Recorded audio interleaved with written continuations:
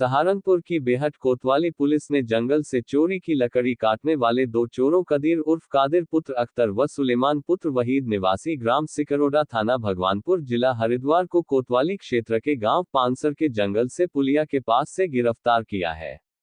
Police ने उनके पास से एक अवैध तमंचा, जिंदा कारतूस, चोरी की लकड़ी से भरा छोटा हाथी, एक आल्टो कार व अवैध छुरी भी बरामद की है।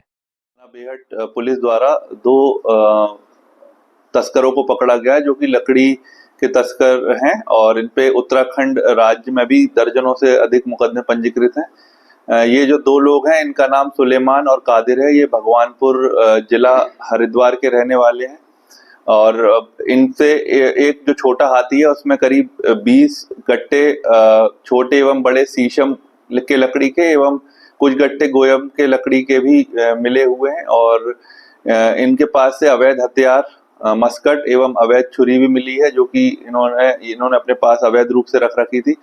इनसे पूछताछ डिटेल में की गई है तो इन्होंने बताया कि ये ग्राम रंडौल, बाबेल बुजुर्ग इत्यादि जो आसपास के गांव हैं वहां से हरे पेड़ एवं जो फॉरेस्ट विभाग की जो जमीन है वहां से भी ये हरे पेड़ काटते हैं और आगे बेचते हैं। किन लोगों को ये बेचते हैं जो कबाड़ी है उनकी भी तस्दीक हम कर रहे हैं और आगे इस पे भी कार्रवाई की जाएगी और भी इनके जो अन्य साथी हैं उनसे भी इनकी डिटेल में पूछताछ की गई है तो उनके खिलाफ भी आगे कार्रवाई की जाएगी।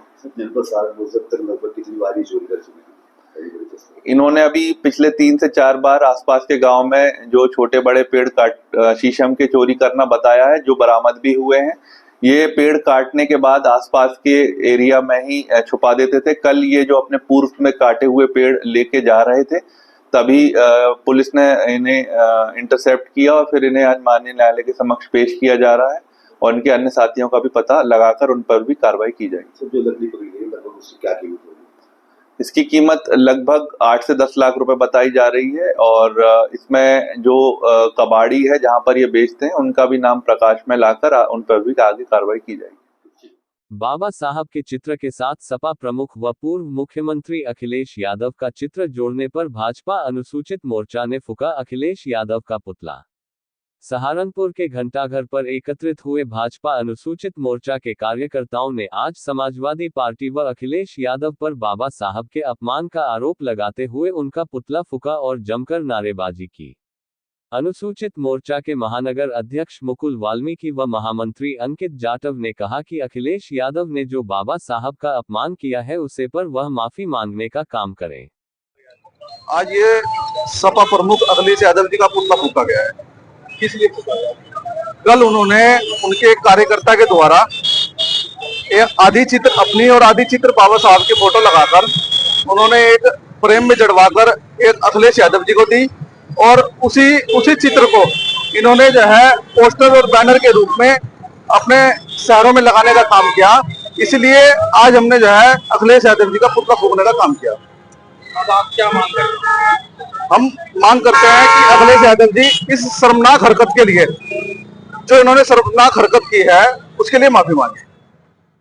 यूपी में बीजेपी के प्रदेश अध्यक्ष चौधरी भूपेंद्र सिंह ने बुधवार को सहारनपुर दौरे के दौरान समाजवादी पार्टी और उसके प्रमुख अखिलेश यादव पर तीखा हमला बोला।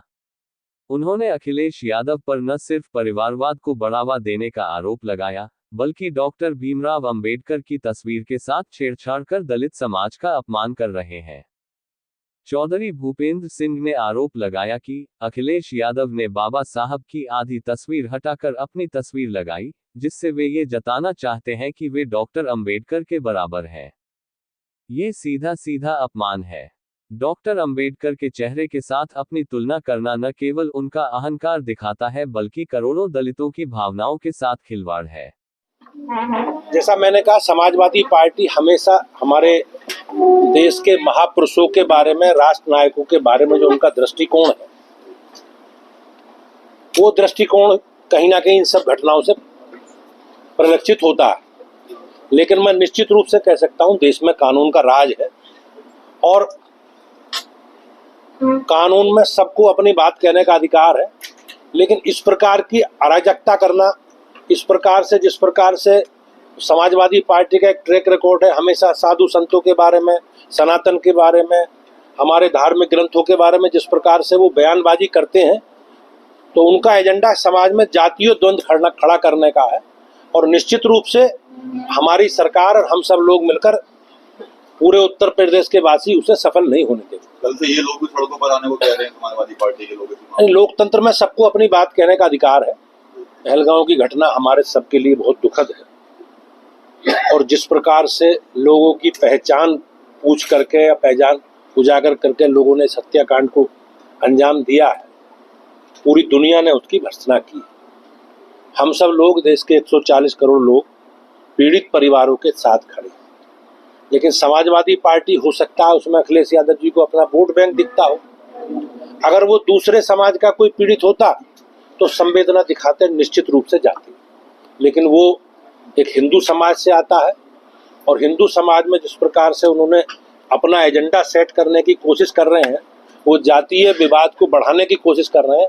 हो सकता है उसमें सूट ना करता हो, लेकिन ये उनके चाल चरित्र को प्रदर्शित करने वाला लक्षण है।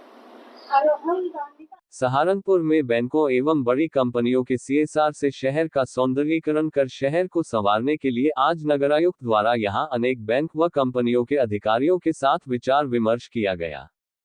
उन्होंने बैंकों और कंपनियों से आह्वान किया कि वे अपने सीएसआर से शहर को संवारने के लिए आगे आएं। नगरायुक्त शिपू गिरी ने बैंक व कंपनियों के प्रतिनिधियों को संबोधित करते हुए कहा कि निजी एवं राष्ट्रीयकृत बड़े बैंक विभिन्न नगर निगमों में सीएसआर से कार्य कर रहे हैं। वाराणसी में एचडीएफसी बैंक द्वारा करीब 10 करोड़ रुपए की लागत से कूड़ा निस्तारण प्लांट की स्थापना का उदाहरण देते हुए उन्होंने सहारनपुर के बैंकों से सहयोग की अपील की। पैरामीटर्स जिसको हम जज कर सकते, it can not be only talking, ठीक है।